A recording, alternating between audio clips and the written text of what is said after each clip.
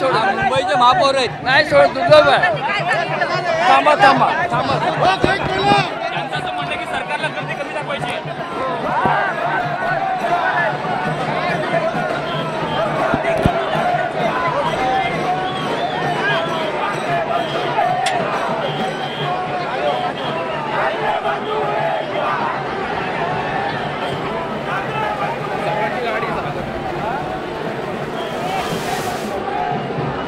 माजी महापौर महादेव देवळे हे गेटच्या बाहेर उपस्थित आहेत. त्यांचा पास ते दाखवत आहेत.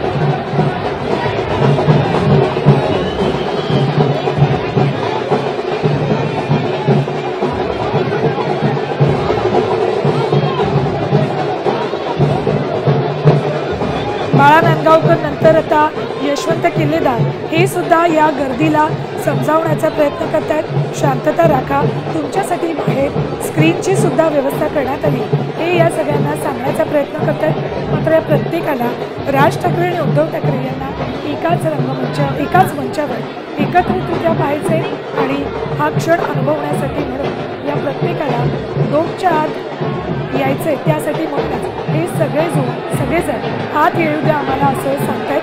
मात्र गर्दी प्रचंड आहे आणि या गर्दीला हात घेणं शक्य नाही. गेट उघडल्याने सगळी गर्दी अगदी वेगानं आतमध्ये शिरते.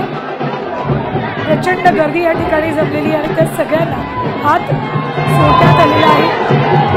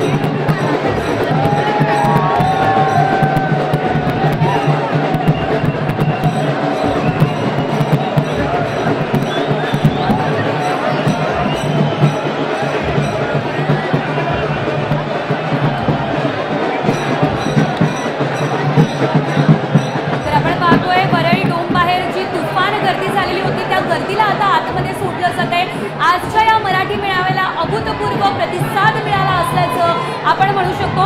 या ठिकाणी या गर्दीला नियंत्रण ठेवण्याचा आटोक्यात आणण्याचा प्रयत्न जो आहे तो केला जातोय। मात्र हे सर्व बांधव जे आहे ते वरळी डोममध्ये आतमध्ये शिरताना आपल्याला बघायला मिळत आहे। गेट उघडताच मोठ्या संख्येने गर्दी जी आहे ती आतमध्ये गेलेली आहे। संपूर्ण मुंबईमधली परिस्थिती बघितली तर संपूर्ण मुंबईमधले सर्व रस्ते जणू काही वरळी डोमच्या दिशेनेच निघालेले आहेत असंच चित्र आपल्याला बघायला मिळतंय।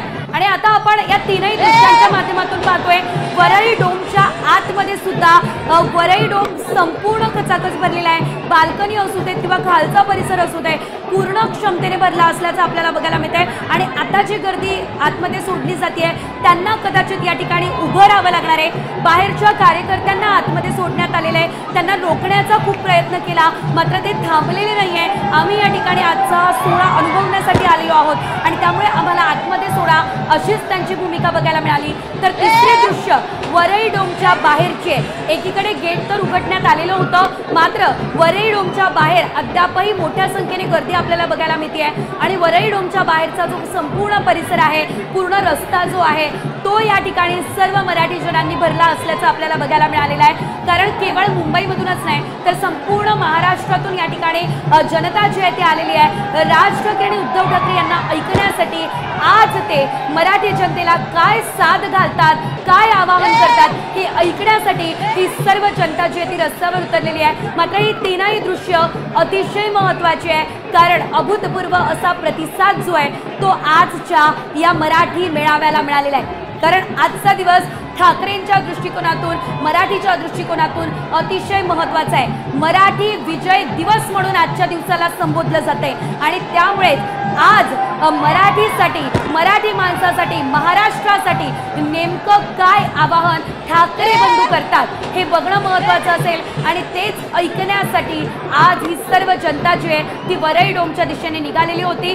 आणि आता तर समजून घ्या 11 वाजून गेलेले आहेत, 11 वाजेची वेळ निश्चित करण्यात आलेली होती, मात्र सकाळी 8 वाजेपासूनच वरई डोममध्ये गर्दी होण्यास सुरुवात झालेली होती आणि आता 11 वाजले तरी सुद्धा या ठिकाणी नागरिक जे ते येतातच आहे आणि या ठिकाणी अतिशय उत्स्फूर्त असा प्रतिसाद आजच्या मेळाव्याला या सर्व जनतेने दिला असल्याचं आपल्याला बघायला मिळतंय।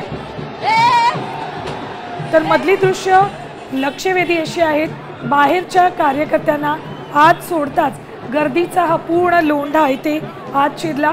मोठ्या प्रमाणात लोक आत यायला लागले आणि खचाखच भरलेल्या डोममध्ये आपल्याला ही जागा माहिती आहे का?